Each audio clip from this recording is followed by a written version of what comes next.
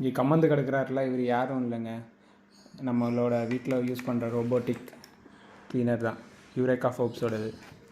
எதுக்கு கம்மந்து நிற்கிறாருன்னா, இவர் வந்து இப்போ வந்து சுத்த மாட்டேன்ட்டார். இப்போ நான் இது எதுக்கு உங்களுக்கு காமிக்கணுன்னா, இது நம்ம க்ளீன் பண்ணோம். நம்ம வீட்டில் உள்ள எல்லாத்தையும் எடுத்து சுற்றி வச்சுப்பார். சுற்றி எல்லாத்தையும் உள்ளே தள்ளிடுவார் இந்த டஸ்ட் பேக்கில். இவர் சுத்த முடியாமல் கடந்திருக்காரு. ஏன்னு பாருங்கள், நம்ம வீட்டில் சின்ன பையன் ஜூஸ் குடிச்சிட்டு அதோட ஸ்டாக் கவர் போட்டாச்சு, அது மாட்டிட்டு.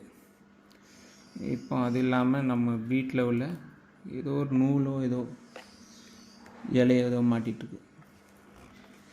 இது மாதிரி உள்ளே என்னென்ன கிடைக்குதோ எல்லாத்தையும் சுற்றி உள்ளே வச்சுருவாங்க.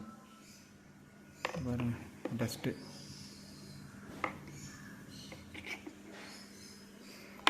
இது சின்ன பெட் துணி, இது ஏதோ நூல், இது ஏதோ இலை மாதிரி இருக்குது, எல்லாத்தையும் சுற்றி போட்டுக்கிட்டாரு.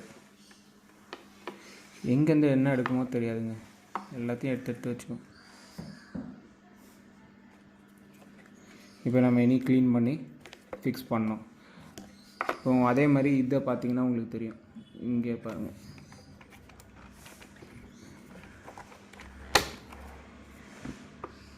எவ்வளோ முடி பாருங்கள். இதே எடுத்துக்கோம். இதை வந்து கொஞ்சம் நாளைக்கு ஒருக்கா க்ளீன் பண்ணிக்கலாம். இது ரொம்ப போய் டஸ்ட்டு கலெக்ட் ஆகாது. ஆனால் இங்கேயும் டஸ்ட்டு கலெக்ட் ஆகுது பாருங்கள், தெரியுதுங்களா? முடி இந்த இது க்ளீன் பண்ணுறது இல்லாமல் இங்கே ஒரு டப்பா இருக்கும்.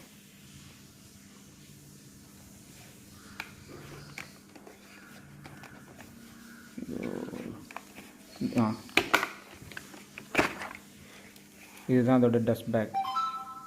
இதுக்குள்ளே தான் க்ளீன் பண்ணோம். இதை எடுத்து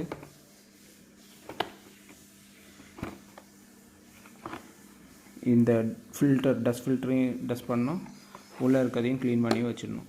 இவ்வளோ வேலையும் நம்ம பண்ணால் தான் இந்த வேக்யூம் கிளீனர் வந்து நல்லா ஓடும், நல்லா வேலை செய்யும்.